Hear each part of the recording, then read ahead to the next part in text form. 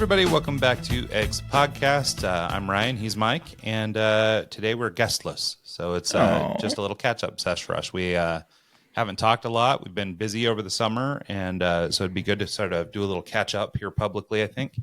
And, it's another situation where a guest just didn't show and we got an hour. So we might as well talk and catch up. And we haven't done it in a while, so it's probably a good thing. Exactly. Well, yeah, and since we spoke, I mean, we've done a little bit of world traveling. Mike's back on the summer wedding scene, so he's back and forth between Washington State and home and doing the wedding thing. And we finally got through. I mean, I've complained a little bit on previous podcasts about all the summer travel with trying to get my kid recruited for football, but we finally got to the end of that and got to do a little bit of summer travel at the end, so we can get into some of that and everything else. So, Mike, how are you, man? I'm doing all right. Staying super busy. It's funny. It's like my weddings. My weddings are almost every other week consistently this summer. It's like I got a wedding on a Saturday, then I got a weekend off. Then I got a wedding on a Saturday and got a weekend off.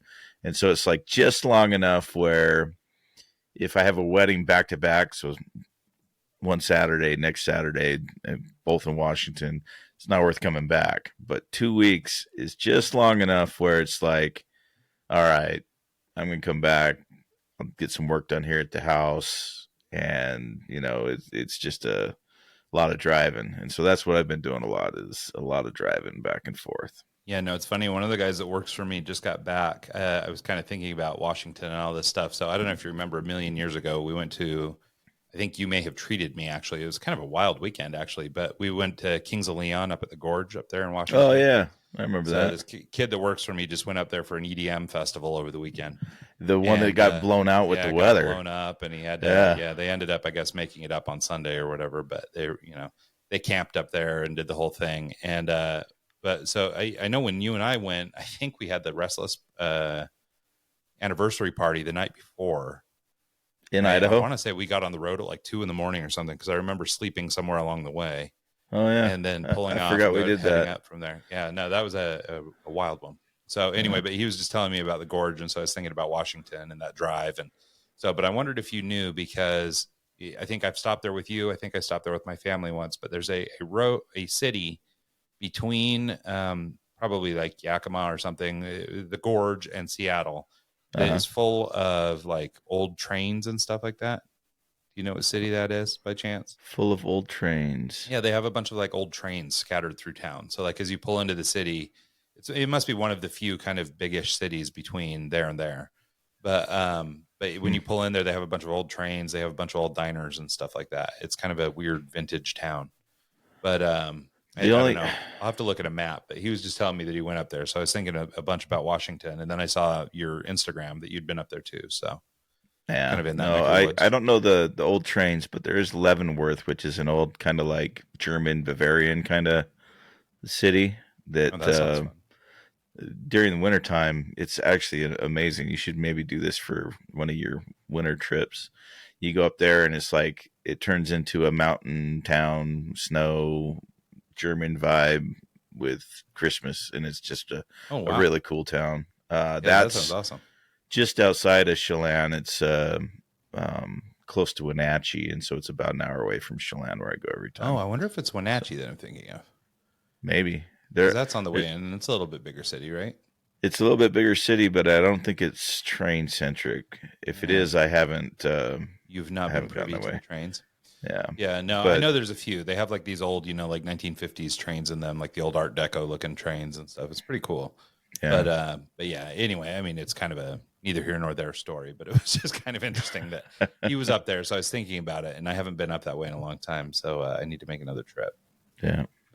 So you just went on a trip. I was a little jealous, but then I remembered that right before your trip, I was up in Alaska for 2 weeks and going fishing and stuff. So, so our trip actually was probably somewhat similar to your trip in that. So you caught a lot of fish. Well, we didn't do any fishing actually, but we did mostly because we were traveling with our parents and they were old, and so we didn't do any fishing. But so we did a trip or a cruise to Norway, And from what I hear, it's very much like an Alaskan cruise. So I guess in terms of, the sites and the things like that. The cruise that we did in particular was a fjord cruise. So as you go up, you go in and out of these fjords, and which are basically glacier carved canyons in the rock. So they're super vertical on either side. So you have these really steep mountains on either side, and then and then the water down in there is super crystal clear and beautiful. And so we were there just at the end of July, and it was about 65, maybe 70 degrees at the hottest up there. So this was the last cruise of the year that they take up there, and probably because most people aren't dying to go up there when it's freezing. So so anyway, so we did that, and so it was pretty cool. I will say though that no offense to the Norwegians, and I also know that we have a guy on our calendar from Norway, so so I don't want to speak ill of the Norwegians. But two observations: one, Norway is gorgeous. I mean, it really is an amazing place to see, and we went to, there's a little city called Molde, I think is how you say it, or Olden or something. And anyway, one of them, and they had a basically like a sky lift kind of deal, like a what the hell do they call them? Not a toboggan. What's the deal that you take at the ski resorts? Gondola. Yeah, that's the word. And so they have a gondola that goes from basically sea level up to about 3,500 feet to the top of this cliff, and but it does it in a really short span, so it's like super vertical. And it was very cool. And then we hiked up maybe another 1,000 feet from there. So we were up on top of this enormous mountain looking down, and like our little cruise ship down there in the fjord looked like just, like a kid's toy. We were up so high, but it was kind of cool, like from up there. So the big highlight of that part of the trip was that we had a reindeer burger, which was kind of fun. So we'd never had reindeer before. Gamey. And so it was, I don't know, almost like sausage. My guess is they probably have to season it up a little bit to make it good. Sure. So I don't know. So it seemed like the way it was spiced and everything, it seemed a little bit more sausagey, and it was much more dense than you think of as like sort of a normal hamburger meat. So, and that's probably because it's a little leaner, a little more muscular. There's probably not as much fat in it. But that was kind of the one thing they had going for them in Norway was reindeer. So they had the reindeer steaks, the reindeer, all kinds of things that you could get. And then the only souvenir that I found that was of any interest to me, I didn't end up buying one, but they have reindeer pelts everywhere for sale. And so it's like they're just lousy with reindeer. And so, but it is kind of interesting because like this is the thing that I hate about cruises, which is that they're all designed for old, people who aren't really paying that much attention anymore. And so you go into a lot of these souvenir shops and stuff like that, and it's just cheap garbage and all this stuff. Like, I mean, I don't think we found, outside of the reindeer pelts, I don't think we saw anything in there that probably wasn't trucked in from China. And, then like even in the restaurants and stuff, like I think we met one Norwegian person in Norway.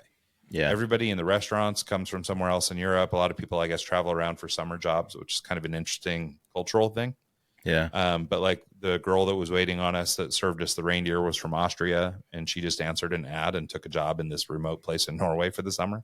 Like, I guess it's just kind of a thing they do, sort of their travel culture or whatever. They like to work out of country. Well, so even here locally, cool. Like, Sun Valley Lodge and a bunch of the ski resorts. Yeah, it seems like they attract that kind of people that are a little bit transient, and they come in from wherever. And yeah, so it was kind of like that. So the whole staff of this restaurant was like this Austrian girl, a couple Spanish guys, and a German dude or something. It's like, it's like nobody from Norway, right? So you're trying to learn about the culture or try and understand things from people Norwegian, but they just, I don't know, they're catering to tourists and stuff, So it's these kind of people. It's not real humans. And well, and the same thing, like, if you go down to the Bahamas, you go down to, a place like that, it's the whole economy is based off of tourism. And so they create this kind of like little internal loop of where they're sending you and what you're doing, and everything is trying to feed that.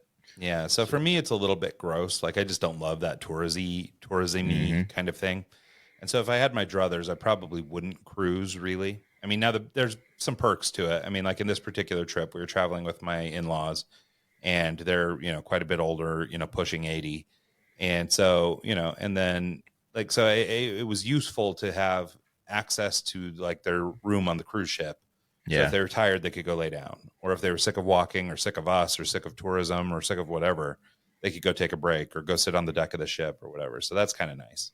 Yeah. Also the line we were on is called Celebrity, and Celebrity is quite nice, and the food was good and all that kind of stuff. So like while you're on the ship, the experience is nice, right? So for the experience of being on a cruise, I think cruising is cool, right? It's just being out on a boat and being out in the open sea and stuff. It's kind of a unique experience. But for the ports and the little places they stop, for me, it's like a little bit gross. Yeah. I just didn't enjoy that aspect of it at all. And actually, Well, we did a cruise a year ago in February, and it was the same thing. And we did go to Aruba, Bonaire, Curacao, and Dominican Republic. And of those stops, I found I really only cared for the Dominican Republic. I liked it the most of any of the stops. Sure. But part of that was that we got away from the cruise line. We went into the city. It was the only island that had sort of like, I guess what I would have thought of as sort of stereotypical South American culture, right? They spoke Spanish, things like that. Those other islands all are Dutch colonies and stuff like that. So they don't speak Spanish. It's just a different vibe versus what I expected. But like, how much can you get to know about a city in 6 hours or whatever, right? When the cruise ship stops and you only have 6 hours, it's like the things that are important to me are the food, the culture, the people. Like I'm interested in learning about them. And you show up at these places and it's just like, okay, well, you've got 6 hours to walk around, buy some trinkets, that are all imported from somewhere else. Here's another Aloha shirt. And it's just, so for me, that stuff is really unappealing. So like, I would rather have taken 10 days in the Dominican Republic than 10 days cruise with like a day landing. Yeah. If you want to just see the sights for me, and you just want to experience, the area and be like, oh, I was in the Alps or, whatever. Yeah. Sure, that works. But you're same. Like I hate getting into a small town in Mexico and all it is a tourist trap. And then after that, you know, I mean, you think about it like in your own relationships, I don't know. I mean, everything that's going on politically right now, just all this stuff. It's like everything's kind of superficial and fake. And it's like, what really matters are the deep relationships with friends. It's the cultural aspects of a city. It's, like what's fun for me anyway, like, like what you're saying, if I'm in a little town in Mexico, what's fun is getting off the beaten path with somebody who knows their way around and going to a restaurant that's good. Yeah. And going to, a place where somebody's mom is still in there cooking the beans or whatever. Like that experience to me is much more valuable than heading to the souvenir shop that's selling the same set of maracas. Yeah. Last time I went to Cabo, like Cabo is a tourist trap. You got all the glass bottom boats, you got all the fishing tours, all that stuff. I got out with my friends and we went out, and saw the legit part of Cabo, Puerto Penasco, all these different areas, just going out and getting legit food and meeting people and shopping in the actual markets, instead of, going directly to the condo, coming out, going on a fishing trip, coming out, going to the what is it, the Margaritaville, or, those kind of places. Nothing. Senior Frogs. Yeah, exactly. Yeah. Just stuff I don't want to do. And that's the thing. And I get it. Like some people, that may be what they want to do and maybe they feel safest. And I will say that as my knowledge of sort of, Spanish culture, Latin culture, all that stuff has grown. Being able to speak some Spanish, even though I'm not like amazing, but speaking some Spanish, my two sons having been taught Spanish over the last several years. And then just sort of the last time we went to Cabo is a good example. We went with somebody who's Cuban and Portuguese, but speaks Spanish really well. And, and he's brown and he looks like he could be from there or whatever. So traveling with a person like him who speaks the language, who kind of looks the part, who's also just, he does a ton of travel into Latin America and stuff. So he knows the cultures, he knows all the stuff. And so traveling with a guy like that, knowing a little bit about the language and all that sort of knocks down some of the barriers that I think could be really scary for other people, which is like, if you speak no Spanish and you speak nothing, it's like, if you get off the main road, like you could be totally lost. Right. But if you can kind of speak to people or know your way around or whatever, everybody is cool. Like, it's like, I'm sure there are bad actors out there, but generally speaking, everybody's great. Yeah. And getting off the beaten path is like where you really start to see these parts of the city. Right. So when we went to Cabo last, we were with these guys or this couple who, speaks great Spanish and knows the area and everything. And, so we went to a lot of restaurants that were a little off the beaten path, but like we even rented a car one day, which I know a lot of people are nervous about. And, admittedly, I was even a little bit nervous about it, but we went out to two different cities that are sort of from, a little bit out of town from Cabo, but we ended up in a little place called La Paz. Well, La Paz is, I mean, it's a big city. It's a beautiful city and all that stuff, but it's not as touristy, right? Like it's not like where the cruise ships stop. Mm-hmm. And so you end up with just, it's a little bit more, I guess, a real city. You know, you get there and you see how people actually live, and, you know, the food is for the people who live in that country. It's not, you know, catered, or, you know, the spice isn't reduced or whatever for people who are white. You know? And that's what makes it good. Yeah, you know, it's the whole like, thing. And so it's like, so I find and did find on this cruise that some of that was kind of where I felt things were lacking a little bit, was on, you know, when we got into the cities, and I mean, two, I think, of the 4 cities we stopped in were very small, like 600 people. So, I mean, they're literally a cruise stop, kind of like there's that place, I think it's Skagway, Alaska. I used to work for a guy who his kids own a bunch of little stores in Skagway, but like outside of cruise season, there's nothing in Skagway. Yeah. And so, but during the cruise season, it's all these tourist shops, right? And so, and so these cities were kind of like that, right? There's a couple things to do, but it's really just about, you know, getting tourists off the ship and letting them shop a little bit. And so, so I found that bit of the experience was a little bit of a letdown. There were a couple cities that were a little cooler. I think the last one we went to, I might mess this up, but I think it's called Alisund, and it was a much more interesting city. You know, 150,000 people or something, and you know, so more of a city. And you know, it was a cool spot to go to. One thing that was interesting in Norway, though, is a lot of these cities had been affected by fires. So the cities themselves actually are quite small, but have been rebuilt in the last 100 years because they burned to the ground. Wow. And so both, I think Alisund was that way, or part of it was, and then the prior city we were at was that same way. And so it was just like, you know, kind of interesting, but there's not, I mean, one of the things that I find most appealing or attractive about like Europe and stuff is the ancient things. The old and stuff. So, and these cities didn't have much of the ancient stuff because, you know, it had all been lost. So it was, you did spend some time in Amsterdam beforehand, right? Mm-hmm. So before we went out, so we cruised out of Rotterdam actually. And so this was actually kind of a nice part of the experience too. So my family, the Rogars, come from Amsterdam and then another little city called Groningen or Groningen. And so, you know, I've always had kind of an affinity for that area anyway. I'd been there once for a weekend years ago, but not really enough time to see the city or anything. So on this cruise, or preparing for the cruise, we went out about 3 days early so that we could kind of, you know, hang out a couple days in Amsterdam. On the third day, we had to move down to Rotterdam and check that out. And I will say that we didn't get much time in Rotterdam, but I would like to go back to Rotterdam and spend an extra minute. So Rotterdam is one of these interesting cases too, because it's an old city, but during World War II, it was largely bombed to the ground. And so they lost a significant amount of their like historical stuff. So they too don't have a ton of the new or a ton of the ancient things around. And I imagine there's still a few things. We didn't get a lot of time in town, so we didn't get to explore a lot. But but the one thing that's really interesting about them is that they're kind of super modern. Like the new buildings that are going up are really cool, and the design aesthetic is awesome. And so, I mean, even though it's kind of modern, it has a little bit of sort of old European on the water kind of thing going, but it's also really modern and upscale. So it was very cool. And so anyway, so when we first got to Amsterdam, the plan was, traveling with older people, was to try and make things kind of as simple as we could for them. So we took the train from the central station to from the airport down to the central station, sort of on the sort of center of kind of the touristy area of the city. And we just got a hotel right across the street from the central station so that we could make it really easy for the parents. And also when we were going to Rotterdam, the plan was we'd just be able to hop the train and cruise to Rotterdam. Sure. So we could just use the local transit for everything. We stayed at this place called Art Hotel. I'm probably saying it weird, but there's no H. It's like Art ' Hotel. Didn't we used to stay in like an art hotel or whatever, like in Boise? There was one that we stayed at, I think. Oh, we used to stay at a place there called the Hotel 43. Oh, okay. That kind of, but it's the same kind of vibe, same kind of place. And so this art hotel was, I mean, huge shout out to those guys. I can't remember which chain of hotels they belong to. It's like Radisson or one of them. I should probably know, so I don't shout out the wrong people. But their place was phenomenal.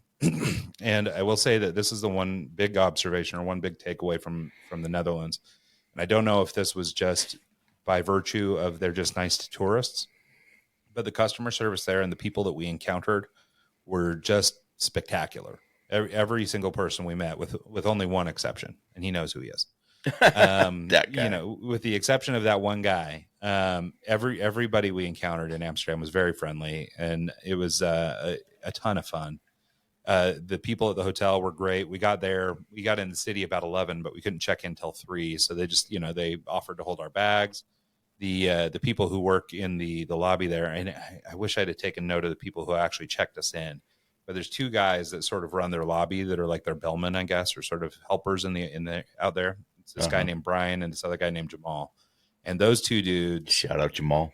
Yeah, right. Those 2 dudes were the coolest, most helpful, like just awesome dudes. And so when we got there, they took our bags and everything, super friendly. Everybody's great. They gave us a bunch of coupons to go get free drinks out of the bar while we waited to get in our room. So, and we'd been on the flight all night and then, arrived in town. So we were tired. So we just went and sat in the bar. Great cocktails and everything at the bar. They have a restaurant inside called Arca, which is spectacular. We went back for dinner a couple nights later. It's basically a Michelin star restaurant without the Michelin star. Uh-huh. But the people who work there are trained by their parent restaurant in Portugal that is a Michelin star. Oh, so they train over there under this Michelin star chef or whatever, and then they come out and they work at this store to, I guess, cut their teeth or whatever. And so the food was amazing. It was like kind of a Portuguese Asian hybrid, and it was spectacular. It was really great. That's awesome. So, but anyway, so the staff was great. The hotel, the rooms themselves are really nice. The place was great. I don't know that I've ever slept better in a hotel room. Like the mattress was spectacular. Everything was great. And, so we were right in the city, and we got to walk around and do a little bit of exploring. It was right like 2 days before the big Pride Festival stuff was going to go on there. And so Pride is, I guess it's one of the biggest events, or one of the biggest Pride celebrations in the world is in Amsterdam, which tracks. And so there was a lot of like hype building up to that. Right. So there were a lot of people getting into town and stuff. So it was really crowded. It was fun traveling with 80-year-old parents, because there was some, suspect behavior going on in the streets and stuff like that. That, we had to sort of temper grandpa or temper grandma's attitude a little bit. But largely everybody was cool and there's no problems. So anyway, so we did some shopping, did all the normal touristy stuff, walked around and did all those things. Then when it came the morning to cruise to Rotterdam, we were just going to go get on the train. And this guy, Jamal, over at the hotel was like, I've got a buddy that drives. Let me see if he'll take you. And nice. Okay, I guess, no problem. Can he take all 6 of us and, luggage and all that? Yeah, no problem. He's got a van. So anyway, so he ended up hooking us up with his buddy, who had kind of like a small Sprinter van kind of thing. Mm-hmm. And we basically just sat in the back, the 6 of us, and he drove us to Rotterdam, and it was amazing. And, it was a little bit more money than the train, obviously, but I mean, it was still better, a much better experience. And sure. So we went down to Rotterdam, hung out for a day. We stayed at a place down there. I don't know how they say the hotel's name. It's NHOW. So I don't know if it's NHOW or if it's now or whatever. I don't know how they do it. But we stayed at this hotel because it was right next door to the cruise port. So again, in the interest of like making life easy for the grandparents, we stayed in the hotel that was right next to the cruise port. So that all we had to do was walk out the back door and get in the ship. So it was super slick. And that hotel too, just like the hospitality is just like on fire. These guys are amazing. And so, and it's not like an expensive hotel. This, our hotel was a little bit more money, but it still wasn't horribly expensive. Maybe a couple $100 a night, what you'd pay for, a Radisson or a hotel around here. I mean, sure, nothing crazy. And this How place was actually even cheaper. It was more like a Holiday Inn price. It was like $160 or 160 euros a night. And, but it was spectacular. And the breakfast there in the morning is amazing. They do these big international breakfasts with like everything for everybody. So they have all your cold cuts. They do all the fresh stuff, the eggs and the bacons and the pancakes. They basically cater to like a really diverse audience of people, right? The one thing they don't do is pork sausage and stuff like that. I guess they have a lot of Muslim tourists and stuff like that come through. So out of respect for them, they don't do pork. And so everything's like a chicken sausage or that kind of thing. But I mean, amazing. Everything's amazing. And it's just wild how they cater to everybody. And it's awesome. Like it's such a cool experience. And so, did you see the warning while you were there? I did. So we'll get to that because that's at the end of the trip. So those were the days that we did all the kind of the off stuff. So anyway, so we got on the ship the following morning. It was funny though, the night before we'd gone to the bar at the hotel and we were just having some cocktails and stuff in the evening. And we go to leave back. And I don't know, people who know me know I'm a little sarcastic with my wife and I'm always giving her shit. And so we were on the elevator with somebody and we're going up to the top or whatever. And she was saying something, just, making fun or whatever. And so I turned to this guy that's on the elevator and I'm like, do you want to just take her with you? Like, just, get her out of here. You take her with you. And, he laughed and everything. We part ways. Well, so the next morning we run into that guy again. And it turns out he was the captain of our ship. And so we had a nice conversation with him. I guess he was taking over the captainship. This was his first day on this ship. So he was taking over as captain. And so anyway, I had a nice conversation with him, everything. He ended up taking our names and room numbers, our cabin numbers on the ship. He's like, oh, maybe we'll get together. And so anyway, we got on the ship. We had I don't know, third or fourth day of the cruise. We came back to our room and there's a little wine bottle in there with compliments from Captain, whatever his name was. Nice. And so it was kind of cool. And we got invited to a couple like captain's parties and things like that where we could go up and hang out and, super cool experience. So all that was great. So we go on a cruise, come back 7 days later. So the rest of the family is staying at a hotel near the airport because they're leaving the following morning. Me and my wife decided to spend an extra day because our anniversary was on August 2nd. And that was, wait a minute. Yeah, August 2nd. And, well, I always get it mixed up because I think it was August 2nd, 2003. So we always mix up August 3rd and August 2nd. I think it's August 2nd. But, so anyway, so it was our anniversary while we were on the cruise. But so we decided we'd stay in Amsterdam an extra couple nights and just hang out, just the two of us. And so we got back to Amsterdam. Everybody else went out to the airport. We went into the city again. So, in our first day back, we went out to the stadium where Ajax play, which is like the big Dutch soccer team there, the big team from Amsterdam. So we went out to their stadium, did a little stadium cruise or stadium tour, but it just happened to be the same day they were announcing the new team for the new season, which I think just kicked off. Nice. And so it was, I mean, I don't know, 60,000, Dutch people out there, soccer fans, and they had a big stage and music and all this stuff. It's also where I learned that I think Dutch music is not my thing. And I mean, I'm sure there's good varieties and stuff, but this was kind of like that Hasselhoffy kind of sound. And so that wasn't great, but the rest was cool. The vibe was cool. The stadium's amazing. And so then we went back into town, and this is where things got a little funky. So I don't know if people can see over my shoulder. There's a poster here of this band called The Warning. I've been doing these poster illustrations, and I did this band called The Warning, and The Warning just happened to be playing Amsterdam on these extra couple days while we were there. So I was like, well, why don't we go to the Warning show too? So we did that. And so while we were at the stadium in Amsterdam, I noticed on Instagram that their manager is at the stadium too. Nice. And he had posted that he was at the stadium. Right. So I jump on there and I'm like, hey man, we're at the stadium, can we catch up or whatever? Crickets, nothing from him. But I just kind of kept chatting. I was like, hey man, we're in town. We came 5,000 miles. We're here for the Warning show. We're going to see the show this week, tomorrow. It was the next night. And we're like, hey, any chance of getting in to meet the band or whatever? Because unbeknownst to me, in the time between when we booked to go to the show and the time the show was happening, there was a VIP experience, like a meet and greet thing. Oh. And I had taken these posters with me to Amsterdam to try and see if I could maybe meet the band or something, have them sign the posters while we were over there. And so I'd taken them over. And unfortunately, the meet and greet thing had sold out. And back to Jamal over at the Art Hotel, he had called a friend that works at the venue before we left for Rotterdam to see if they could get me backstage. Because he was like, oh, I know a guy that works over there. Let me talk to him. So he calls him up and they have a whole conversation, seeing if he can hook me up to get back and meet the band and stuff. So, I mean, just again, above and beyond with those guys. When Tia and I came back, we stayed at the W Hotel in Amsterdam.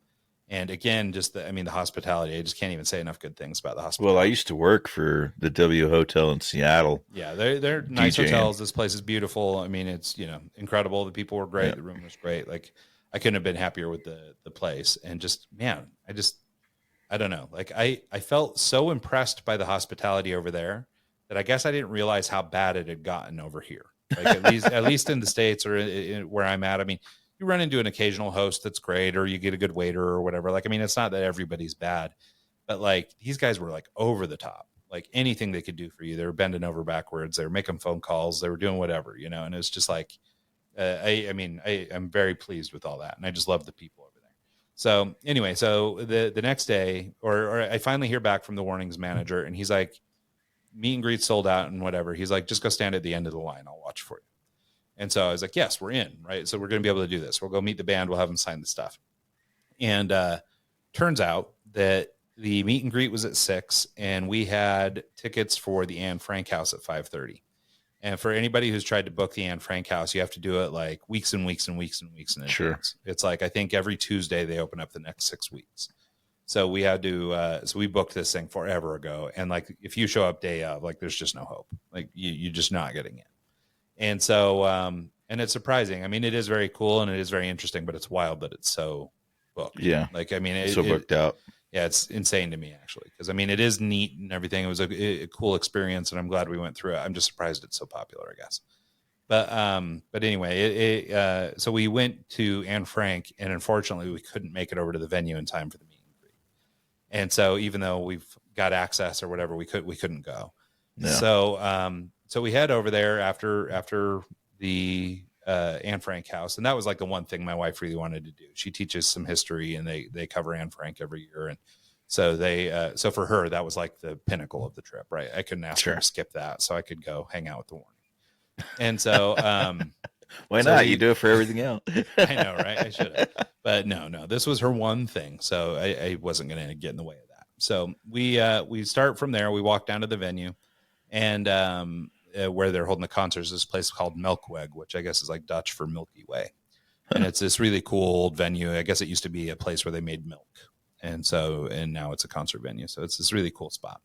And so we went down there. We got there, I don't know, like right at doors. And there was just a mile of people around this building, right? I mean, the place is sold out. The show was sold out. It's probably 1,500 people, something like that around this building. Nice. And so I got there with my wife, and I was just like, let's just go eat. Like, you know, we're not going to cut in line and get up front. Like, there's no we're not going to fight people for front row. Yeah. And it's like, so just let everybody fill in. We'll just stand at the back of the room, have a beer or whatever. It doesn't really matter that much. Like, I want to go see the band, but I don't need to be like front and center. Sure. So we went off, we had dinner, they filter everybody in. So as we're coming back from dinner, I bump into their manager. He's standing on sort of this bridge out front of the door. And I'm like, I come up to him, I'm like, hey man, I'm Ryan, we've been talking blah, blah, blah about the posters and all that stuff.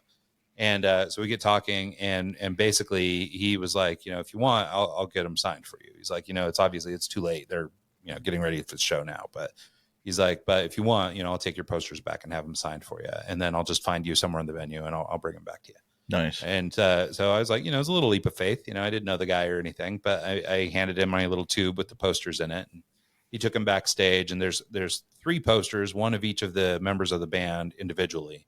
And then there's 2 posters that are like group photos. So the one behind me is one of the group photos, but each of those illustrations basically have their own poster too. Nice. And those, for anybody who followed me on Instagram or whatever, when I was doing those posters, which is maybe the last time I posted on Instagram. So like March or April. So they basically, there were 3 nights that they were playing in Spain that I had hoped to be at, actually, but I wasn't able to go. And so, and people who listen to the podcast know I have kind of an affinity for Spain. So, but they were playing 3 cities in Spain that I love. And so I did, one for each girl. I did a poster for each of those 3 cities. So I did one for Madrid, one for Spain, and one for Bilbao, or one for Barcelona and one for Bilbao. Mm-hmm. And so he brought back, they signed everything for me, which was very cool. They signed the group poster, all 3 of them did, and then the individual posters by themselves. So that was pretty cool.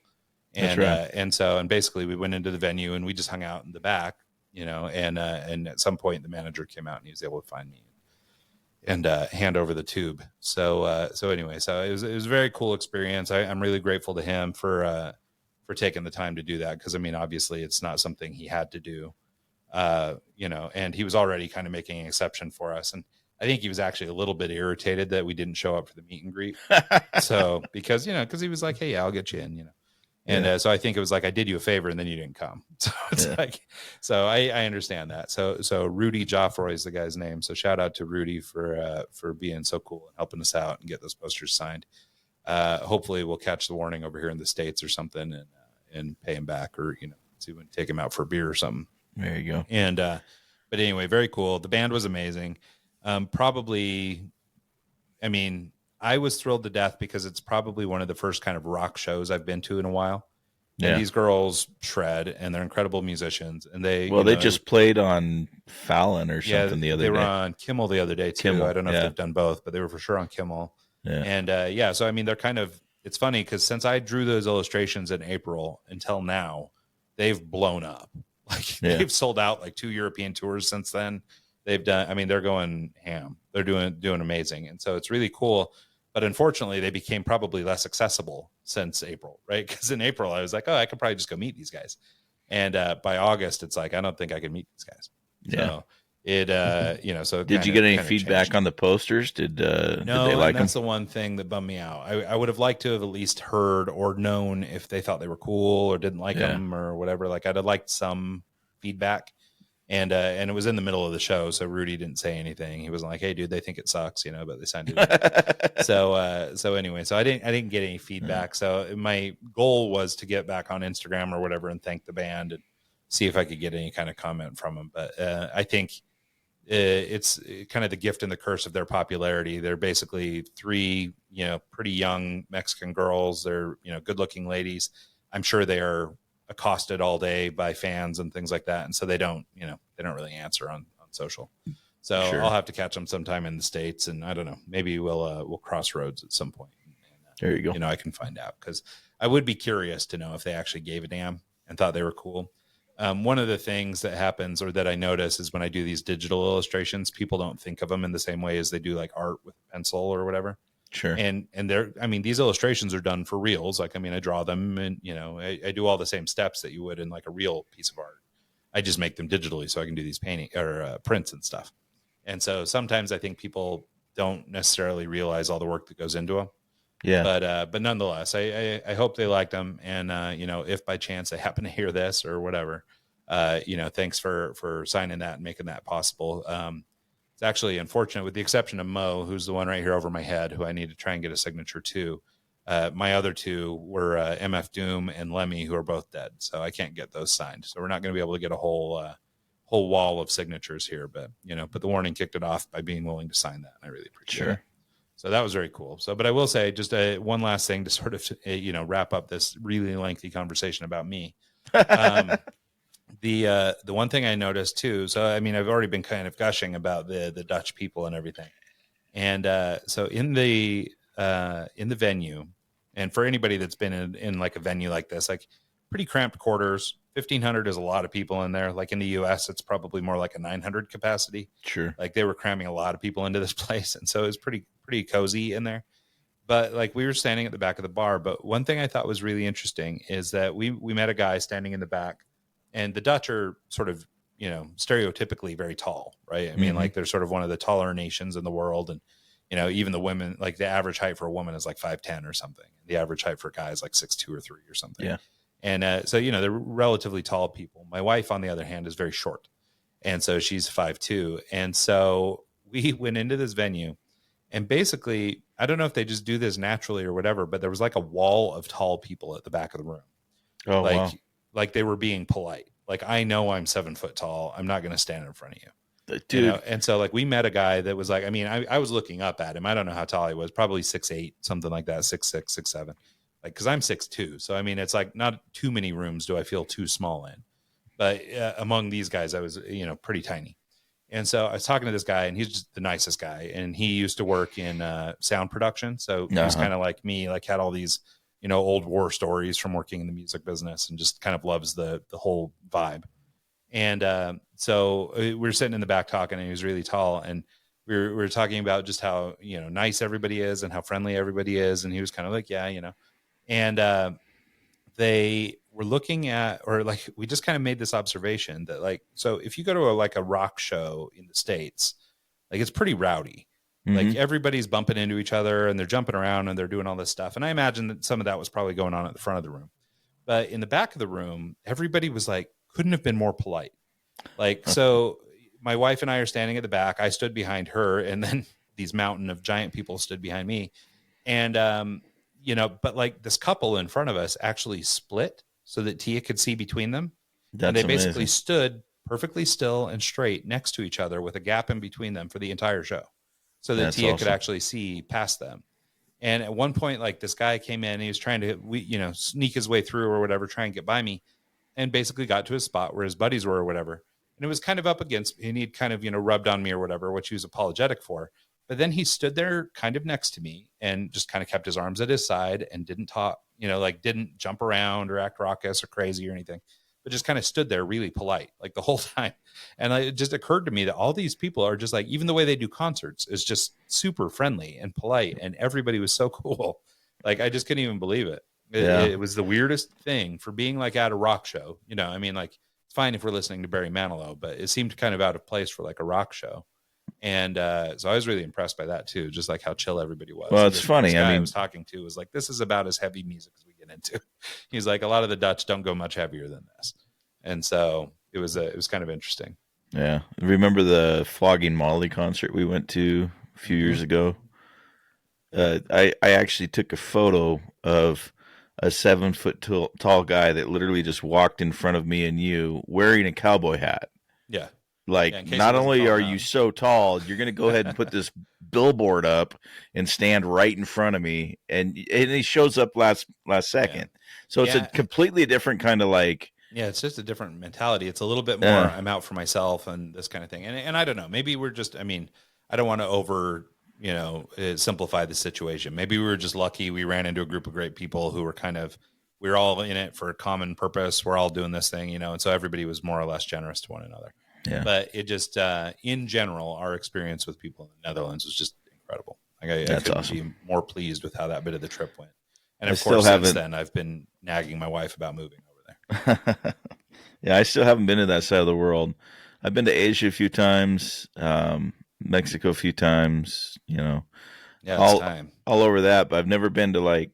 Yeah, I have to book one more trip somewhere to keep my Delta status. So if you're dying to go back to Amsterdam, so anyway, but yeah, so that was kind of our trip. Obviously it was a long-winded trip, and we're just trying to have a little conversation here. But so it was kind of a lot to cover. But great trip, and that was kind of the capper to our summer because now we're deep into football season, and I'm coaching again, and our oldest son is in his senior year, so his games are very important.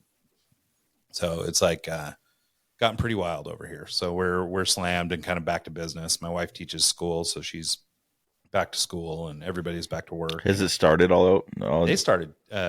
We got back from Amsterdam on the 6th. She started back on the following Monday. Wow. So they've pushed it up so far. When I was a kid, we used to start on September 8th. And I always knew that because it was my friend's birthday. So it was like tragic because we went back to school on my friend's birthday. Yeah, so we're literally a month earlier than that now. And so, and it's, I can't. Does it end a month earlier? No, it goes the same time. They might have an extra weekend or two here and there where they're putting in like some teacher work days and stuff. So we don't actually get the benefit of it because my wife usually has to work them anyway.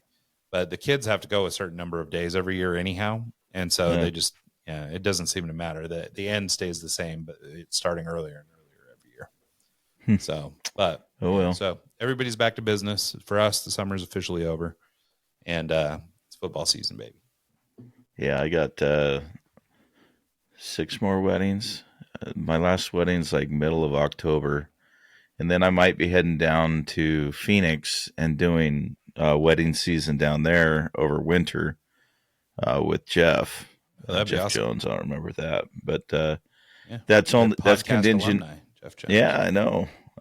Good dude. He's actually he's doing the AZ DJ Summit this weekend, which is like a gathering of all the DJs in Arizona, and so that'd be fun to go down for, but it's kind of a long trip, and I'm booked anyways, so I couldn't go anyways. But well, that'd be cool. So yeah, hopefully you can do that, because that's the one thing that I'm looking at my winter and I'm going, crap, I'm stuck in Utah. I got to figure out somewhere to go. Yeah. So I gotta figure something out. But yeah, I would be super jelly if you're in Arizona. Well, we got a place down there, so if you ever want to come down and kick it, Yeah, that'd be cool. Spend some time. So. Yeah, I would love to, man. I love it down there. Anyways, so. What else was I? Oh, I just applied for a job up in Homer, Alaska. Cool. Running a festival. Ooh. So it would be it's 9 months out of the year, hourly rate, which is pretty good. And I think I'd get benefits, but I'm not sure. But nice. That'd be really cool because it'd be networking in that kind of world, and B, it's right up my alley. It's something I'd have fun doing. No, that's really cool. Unless it's like a Renaissance festival or something. It's a different kind of thing altogether. So maybe you've got something you want to tell us. It's I don't know exactly all the details behind it, but there's music involved and there's like different, vendors and stuff. So it'd be kind of a fun thing to be a part of. And I'm trying to relocate up there anyways. So if anyone has a fun job up in, Homer or for that people surrounding area, who followed the show, Mike got the Alaska bug. Was it last summer or 2 summers ago now? Oh, when I went up to Nome. When you went up to Nome. And now Mike's looking for every excuse to get to Alaska. So if anybody knows, I transferred my driver's license and my all that stuff. I'm an Alaska resident now. Oh, see, look at him go. Now I just gotta get a job there so he can live there. Yep. So our little Mikey's trying to go to the frigid north. So, but as long as he's got good Wi-Fi, we'll let it slide. Yeah, it wasn't that bad when I was up there. Yeah, no, we didn't have any trouble staying in touch from up there, so it worked out great. Yeah. If nothing else, you can get Starlink nowadays, so works out pretty good. I also just pushed a project that I've been working on into production, so it's live on the interwebs. But I'm not going to drop the domain because I'm still working on it, and it's. You don't want our people to go bust it up for you and then tell you how bad it was? No, actually, I would prefer people like you to go check it out and go through the process. There's a section of it that's not done yet, and I would rather wait to promote it. Until as soon as it's ready, let's bring it up because, obviously, getting fans of the show to go and spend some time on it and pressure test it. It's always a good thing. Had the family do it the other night and seems to be working fine. Haven't had any weirdness as far. When I first pushed it to production, I'm using a Next.js app, and the auth system is through NextAuth, which is it's kind of a fairly simple way to handle authentication. And I'm using the Google client provider to do it. And once I pushed to production and took it off my local server, there was about a 2-day propagation time frame where you would go to log in and Google would put this big message up saying, hey, this is a dangerous site. You shouldn't be going and checking it out. So evidently they have like a verification process that they go through before they'll actually allow it to work. And that was kind of frustrating because I was trying to debug stuff, not knowing that it was them that was like just taking their time. And so I changed like, the .env file and all the settings and all that stuff, trying to, it's got to be the callback function here. And it's nothing to do with that. And so it was like super annoying, but it's live, and I'll have you beta test it for me. That's awesome. Yeah, happy to take a look. Yeah, that'd be great. But anyways, that's it for me. Anything else you want to go over? No, that was a massive enough download and plenty of me. I'm sure everybody's worn out. So shut up, Ryan. Well, it's shut up, Ryan. And it's like, Ryan, could you just stick to like a linear path? Like, I mean, your stories are like, so it's like everything begets something else. I mean, we started out in Norway. We ended up in Amsterdam. We went back to Norway. Then it's like, we're all over the damn place. So anyway, but yeah, lots of fun. Shouts out to everybody who was great and kind and awesome in Amsterdam. I encourage everybody to stay at Art Hotel, W Hotel, or NHOW or Now, or however you say it in Rotterdam. They were amazing too. All those were amazing experiences. Couldn't be happier.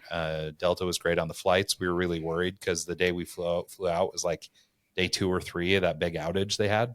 Oh, damn. And so we were really nervous, like watching all the way down to the minute, like if we were going to get canceled. And luckily we did not. And everything went swimmingly. So shout out to Delta for getting their shit together. That's and great. Yeah, coming home, no problem. So all good everywhere. And yeah, it was a successful venture. So so thrilled for all that stuff. And last shout out to the Warning and Rudy Joffroy, their manager, for all their help and making that happen. You know, cool guys. Check out their new album, Keep Me Fed. Just came out like in July, I think. So you know, check out the new album, and they're touring all over the planet. I think they just got home from, I think Amsterdam was their last night of tour. And then they had, I think, a festival the next night, and then they're home. So hopefully they're getting a break. They've done like, I don't know, 60 days in the last 70. That's crazy. So they could use a breather, I'm sure. So anyway, but shouts out to them, and thanks for everything. And thanks for everybody in Amsterdam. And if anybody wants to send me like some bonus miles or points for great reviews, I'm willing and able to receive them.